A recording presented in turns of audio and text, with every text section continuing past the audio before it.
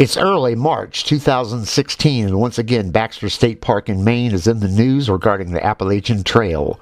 The latest story appeared on Outside Magazine's website, Outside Online, and the link is in the description. Baxter State Park plans to create a permit system for AT hikers, and that change is expected to be in effect when northbound AT hikers reach the park this year. The story says the details are still being worked out. Before the change takes place, the details will be announced on the park's Facebook page and its web page for AT hikers.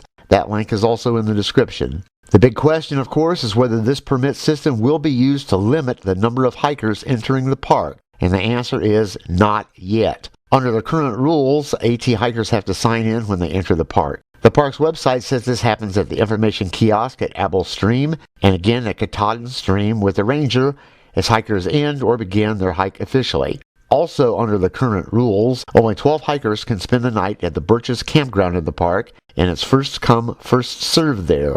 After the permits take effect, it's expected hikers can still register at Apple Bridge or at the park headquarters or at Togue Pond. I telephoned at Baxter State Park and learned a detail that was not made clear in the outside story. At the moment, there is no plan to require a permit for southbound hikers. As I understand it, there are two reasons. Southbound hikers are better able to precisely predict when they will arrive at the park as they register in advance.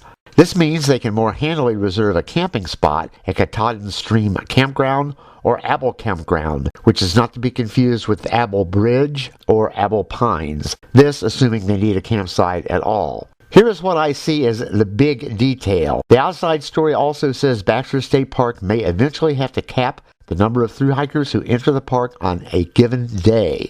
This will depend, the story says, on whether the number of hikers increases and whether thru hikers follow the park's rules. The story quotes Baxter State Park Director Jensen Bissell as asking people to recognize the need to try to protect Mount Katahdin, the AT's northern terminus, so thru hikers 50 years from now can enjoy the same experience available today. The story also has a piece of advice for northbound AT hikers to call Baxter State Park in advance as soon as they know the approximate date they will arrive and reserve a campground. The telephone number is in the park's hiker link in the description. Also in the description is a link to a PDF of a letter sent from Baxter State Park to the AT Conservancy in 2014. It outlines the history leading to these latest developments.